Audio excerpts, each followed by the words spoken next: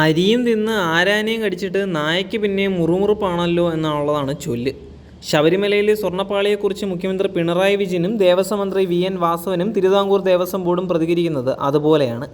Sabarimala special commissioner നൽകിയ റിപ്പോർട്ടിൻ്റെ അടിസ്ഥാനത്തിൽ ഹൈക്കോടതിയാണ് 2024 സ്വർണ്ണപ്പാളി സന്നിധാനത്ത് നിന്നും പുറത്തു കൊണ്ടുപോയി എന്നും സ്വർണ്ണത്തിൽ കുറവുണ്ട് എന്നും ആദ്യം പറഞ്ഞത്. തുടർന്നാണ് ഹൈക്കോടതി ദേവസ്വം വിജിലൻസിന് റിപ്പോർട്ട് സമർപ്പിക്കാൻ പറയുന്നത്. അതിനുശേഷമാണ് ഉണ്ണികൃഷ്ണൻ പോറ്റി എന്ന സ്പോൺസർ അവതാരം ദ്വാരപാലകരുടെ പീഠം കാണാനില്ല എന്ന് പറഞ്ഞ് രംഗത്തെത്തുന്നത്. അതുതന്നെ കോടതി വിധി ചർച്ച ചെയ്യാതിരിക്കാൻ നടത്തിയ നീക്കമാണോ എന്നും സംശയമുണ്ട്. ഒക്ടോബർ 10 ഹൈക്കോടതി ഉത്തരവിൽ തിരുവിതാംകൂർ ദേവസ്വം ബോർഡിൻ്റെ വീഴ്ച രണ്ടിടത്തായി ചൂണ്ടിക്കാട്ടിയിട്ടുണ്ട്.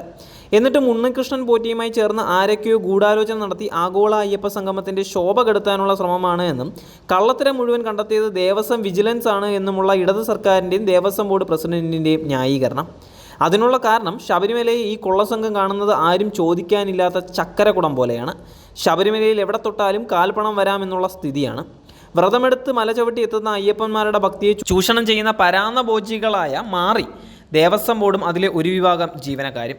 സന്നിധാനത്തെ ആഴിയിൽ നിന്ന് കരിവാന്നൂർ മുതൽ എക്സിക്യൂട്ടീവ് ഓഫീസറും ദേവസ്വം കമ്മീഷണറും ദേവസ്വം പ്രസിഡന്റ് മന്ത്രിയും വരെ ശബരിമലയെ വിറ്റ് കാശാക്കുകയാണ്. ശബരിമലയിൽ 1/2 കോടി വരെ നൽകിയാണ് പലരും ദേവസ്വം കമ്മീഷണറും എക്സിക്യൂട്ടീവ് ഓഫീസറുമൊക്കെയായി എത്തുന്നത്. ആ പണം ഇരട്ടിയായി തിരികെ ലഭിക്കാൻ അവർ ചിലപ്പോൾ അയ്യപ്പനെ വരെ വിൽക്കും. ശബരിമലയിൽ സ്വർണ്ണത്തിലും വെള്ളിയിലും ഉൾപ്പെടെ പലതരത്തിലുള്ള സമർപ്പണ വസ്തുക്കളെത്തും. ബാലകനായ അയ്യപ്പന് സ്വർണ്ണത്തിൽ നിർമ്മിച്ച കളിപ്പാട്ടങ്ങൾ വരെ എത്തുന്നുണ്ട്. അവയുമായി ദേവസ്വം അധികൃതരെ സമീപിച്ചാൽ രസീത് പോലും എഴുതാതെ ഭണ്ഡാരത്തിലിടാൻ പറയും. അങ്ങനെ മറ്റുള്ളവരെ സോപാനത്തിന് മുന്നിൽ നിർത്തി തൊഴാൻ അവസരം നൽകി ശ്രീകോവിലിനുള്ളിൽ നിന്ന് പ്രസാദവും നൽകിവിടും. ചിലരാകട്ടെ ഇതൊന്നും നോക്കാതെ സോപാനത്തിന് മുന്നിൽ എത്തുമ്പോഴേ ഉള്ളതെല്ലാം ഭണ്ഡാരത്തിലേക്ക് ഇടും. ഭണ്ഡാരപ്പുഴയിലെ ജീവനക്കാർ പണവും സ്വർണവും വേർതിരിച്ച് അവിടെയുള്ള സ്വർണ്ണപ്പണിക്കാരൻ്റെ മുന്നിലെത്തിക്കും. ഇതിൽ നിന്ന് കള്ളപ്പൊന്ന് വേർതിരിക്കും. അങ്ങനെ കളഞ്ഞ കള്ളപ്പൊന്ന് ഒരിക്കൽ വിജിലൻസ് പരിശോധിച്ചപ്പോൾ തനി സ്വർണ്ണാഭരണങ്ങളാണ് എന്ന് കണ്ടെത്തി. കളയുന്ന സ്വർണം എടുത്ത് മാറ്റാനും വിൽക്കാനുമൊക്കെ പ്രത്യേകം സംവിധാനമുണ്ടായിരുന്നു. അന്ന് അത് സ്വർണ്ണപ്പണിക്കാരനെ പറ്റിയ പിഴവാണ് എന്ന് പറഞ്ഞ് ഒരു സ്വർണ്ണപ്പണിക്കാരനെ കൂടി നിയമിച്ച് 2 തവണ പരിശോധനയാക്കി. ഇപ്പോഴും ഈ കള്ളപ്പൊന്ന് വിപണനം തകൃതിയായി നടക്കുന്നുണ്ട്. കാരണം അതിൻ്റെ വിഹിതം തലപ്പത്ത് വരെ എത്തുന്നുണ്ട്. ശബരിമലയിലെ നിത്യനിദാന ചെലവ് 5 ലക്ഷം രൂപയോളമാണ്. എന്നാൽ 1 രൂപ പോലും ദേവസ്വത്തിന് ചെലവില്ല.